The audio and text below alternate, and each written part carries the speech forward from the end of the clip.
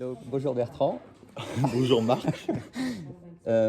Voilà, donc petite vidéo qu'on met en place maintenant en parlant des gens avec qui on bosse, qu'on aime bien. Et par rapport à toi, il y a une spécificité qui est importante dans ton travail, c'est la problématique acoustique dans les maisons, dans la rénovation.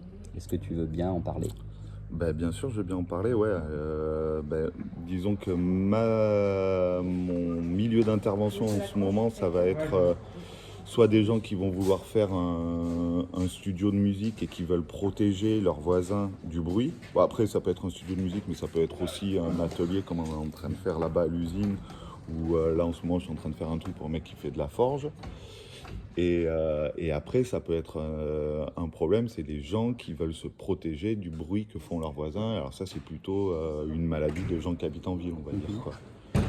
Voilà, c'est sur ces deux trucs-là que j'interviens, quoi. À savoir que quand même, c'est plus des gens qui m'appellent, c'est plus des gens qui ont des problèmes de voisinage que des gens qui embêtent leurs voisins avec le bruit qu'ils font, eux. Et là, donc, les solutions que tu préconises, est-ce qu'il y a quelques éléments que tu peux dire? Comment tu interviens? En gros, la technique est un peu la même, quel que soit le cas de figure. Ce qui va changer, c'est la quantité d'isolant qu'on va mettre en place. Et selon la quantité d'isolant, il va falloir carrément changer de type de structure. Par exemple, sur quelque chose qui va ressembler à une boîte dans la boîte, où c'est quelqu'un qui veut se protéger les voisins du bruit que lui fait. Bon, ben là, très souvent, on va être obligé de travailler en structure bois parce qu'on veut une certaine épaisseur et on ne veut pas de transmission de vibration. Alors que quand on est chez un particulier qui a un problème avec le voisin mitoyen, on va uniquement traiter le mur en question qui pose problème, quoi. Et quand tu dis épaisseur, c'est à la fois les épaisseurs, donc coton wool, le coton recyclé là, sous forme d'isolant, mais c'est aussi la masse qu'on met devant, donc plaque de Fermacell ou plaque de placo. Alors la masse, c'est sûr que dès qu'on va faire une boîte, on va mettre du placo de chaque côté en double épaisseur, du placo ou du Fermacell, c'est encore le mieux. Et quand on est sur, puisqu'il faut un parement à l'extérieur de cette boîte aussi, et quand on est sur du doublage standard, là, dans ce cas-là, on va partir plutôt sur des épaisseurs un peu moins fines, et donc avec uniquement 2 couches de placo à l'intérieur et un ferraillage en métal, quoi.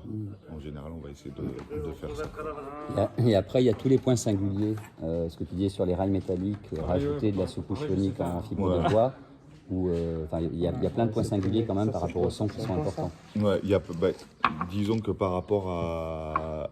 On est sur une structure, que ce soit une structure bois ou une structure placo, on est sur une mise en œuvre standard, sauf qu'on va rajouter tout un tas d'étapes, donc avec les bandes résilientes entre autres. Donc avant de se fixer sur la maçonnerie et avant de poser les plaques, moi, je mets des bandes résilientes pour que justement ce soit encore plus efficace, quoi. Merci bien. De rien. Et autre question, si par rapport à EcoloDev, en fait, comment tu perçois l'entreprise ou qu'est-ce que tu peux en 2 mots dire? C'est un exemple à suivre, hein. Je suis hyper fier de bosser avec vous, hyper fier de ce que vous êtes devenu et je pense que tout le monde devrait fonctionner plutôt comme toi et comme moi aussi, plutôt que comme les autres fournisseurs avec lesquels je peux avoir l'habitude de bosser.